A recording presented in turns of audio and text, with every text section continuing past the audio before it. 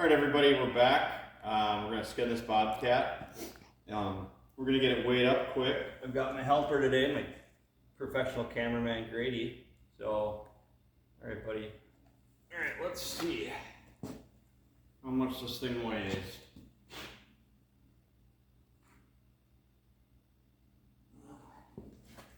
Technical error.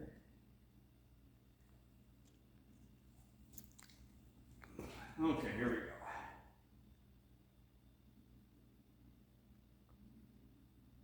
Oh yeah. Here, Grady, come up here. Can you zoom in? Yeah. About 31.3. 31 pound 3 ounce. And we did check initially on the video. I said this was a female. It's actually a male, so it's a tom. First tom, second bobcat. We're also going to do something kind of different. After I skin this, we're going to butcher the meat off of it. And we're going to do a kind of a catch, clean, cook video. I have never had bobcat. Grady, have you ever had bobcat? No. So I've heard it's pretty good. And I checked with the DNR, and they don't have a problem as long as the bulk of the carcass is surrendered. So we'll just take some of the meat. They don't like wasting meat when I don't have to. So my friend is gracious enough to let me use his shop. It's heated where we're at home. We don't have that luxury. So before you skin anything, it's real important to brush the fur, because when I flesh this later, if I hit a burr that's in the fur or something, you can pop a hole in the fur really easy. So we're just making sure there's nothing like that in here. It helps clean the fur up. Any blood or just kind of nastiness, me brushing this really helps clear it up. And this is a beautiful cat. I mean, the first one I got was really nice, but this one almost has like tiger stripes on the back legs. And I remember seeing it on camera a while ago, and I thought I had a couple of this cat has some really kind of unique markings on it. It's almost like a tiger stripe rather than dots or spots like they have traditionally. They're just lines and spots, and they kind of look like tiger stripes. Really, really happy with how pretty this thing is.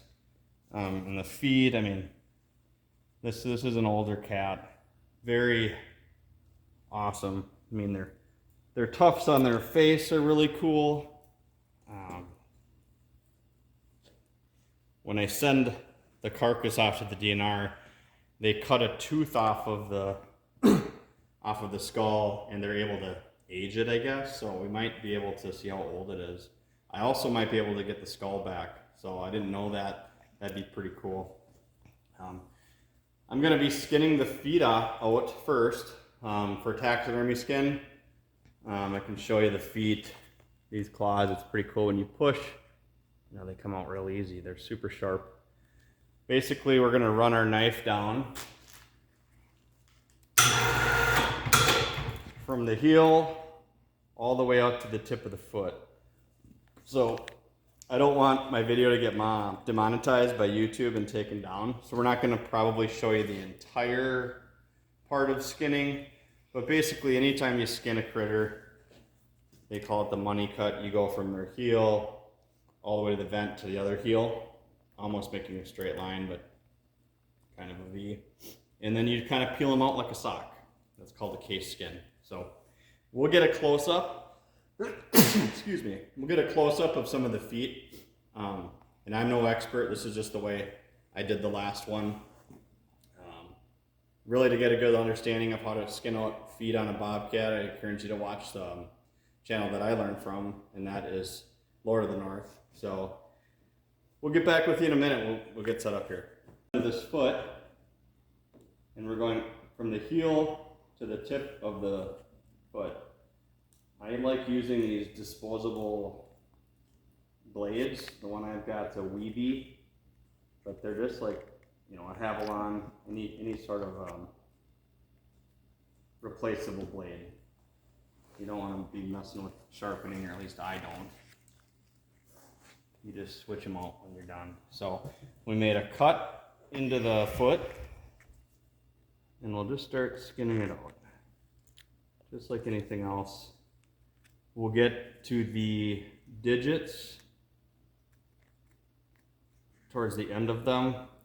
And when you get to the end of them, I have a side cutter here I'll use. Snip that bone as close to the claw as you can.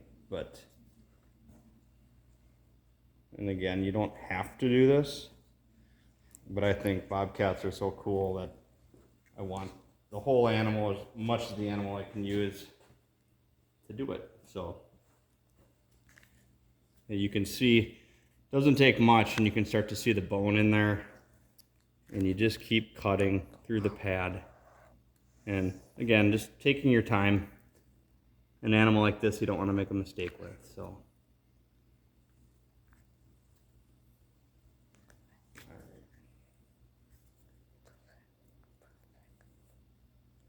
yeah. So we'll show you when they're all done.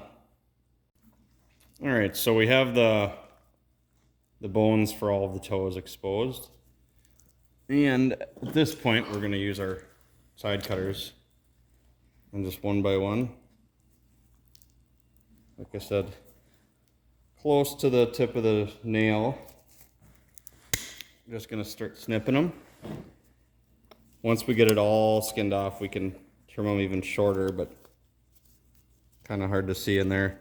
But basically, you're just snipping the bone to detach the claw from the actual toe bone, digit, whatever they're called. So, yeah. All right, so the front feet, same exact way. The only difference is we're not running our blade all the way up the leg. On the back we do, because that's where you make the cut across the vent to the other heel. But since we're case skinning this, all you do is about up to that ankle, up to that dark pad line. So you expose the bones again, and just one by one use your side cutters close to the nails you can get, and just snip them. All right, we just finished up skinning our cat finally. Always takes a little longer than you think, but it's good to take your time and do a good job. Didn't make any messes at all. Got the face nice. The ears are just awesome. The feet are all good. All the paws came out really nice. So what we'll do next, when I have more time, is we'll flush this. But not today, so we're going to throw it in the freezer. Before we do that though, tomorrow we're going to get it registered. We put a CITES tag through the lip and the eye.